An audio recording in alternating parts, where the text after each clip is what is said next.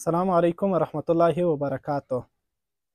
محترمو مسلمانانو وروڼو، دغه یو کتاب د خبیب لداره د معاصر استشهاد پر مداره یو کس بدرالدین خبیب په نامه باندې هغه کس دی چې د فدایانو ملګرو سره یې وخت تېر کړی دی، د هغې سره یې یو ځای ژوند کړی دی، د هغې هغه خبرې یې نقل کړي دي او عجیبه خبرې یې پکې نقل کړي دي.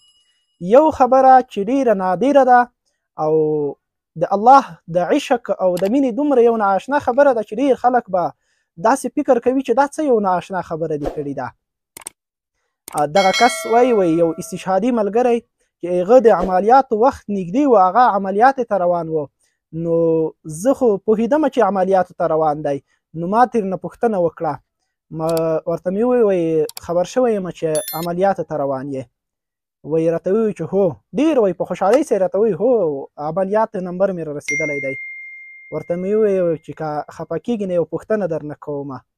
وایي بالکل وایي که. وایي دغه استشهادي عملیات چې ته کوې نو دا د څه په خاطر کوې؟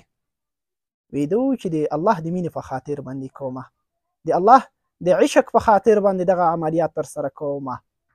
وایي ما ورته وویل چې ښه یو خبره درته وکړمه، د تا دغه استشهادي عملیات چې په ځان باندې بمونه تلل دي، ځان الوزول دي، دا که چیرته الله ته قبول نه وي، یعنې الله جل جلاله د تا نه په دې باندې راضي نه شي، ته خو د الله په مینه الله دیدار غواړي، نو که الله خپل دیدار درنه کړي هغه ترنه ناراضه شي او د دې په ځای چې ته جنت غواړې هغه د جهنم ته ولېږي، بیا به څه کوې؟ وایي دغه فدایي استشهادي ملګری مسکی شو، وایي په خندا یې وویل چې بیا خو به ډېر خوند وکړي. داسې یو نادره خبره ده چې سړی فکر وکړي چې دا څنګه خبره کوي چې بیا خو به ډېر خوند وکړي، چې ته د جنت په ځای دوزخ ته ولېږلی شي، ته وایي چې بیا به ډېر خوند وکړي.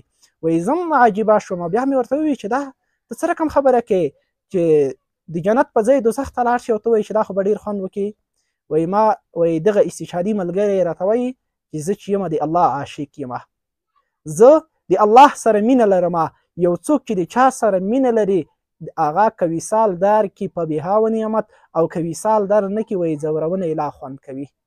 وایي زه د الله سره مینه لرم، که الله ما ته خپل دیدار راکړي صحیح ده، او که را نه کړي نو جهنم ته مې چې لیکي الله به ما ځوروي، نو دغه ځورونه د عشق دا خو لا وایي خوند کوي. نو داسې یو عجیبه مینان د دغه اسلامي نظام دپاره قرباني شوي دي او هغه یو لوی ارمان هم دغه اسلامي نظام و. الله جل جلاله د امارت ټولو مشرانو ته، کشرانو ته، ټولو ته د دغه اسلامي نظام په حق معنا باندې پالنه ورنصیب کړي. السلام علیکم ورحمت الله.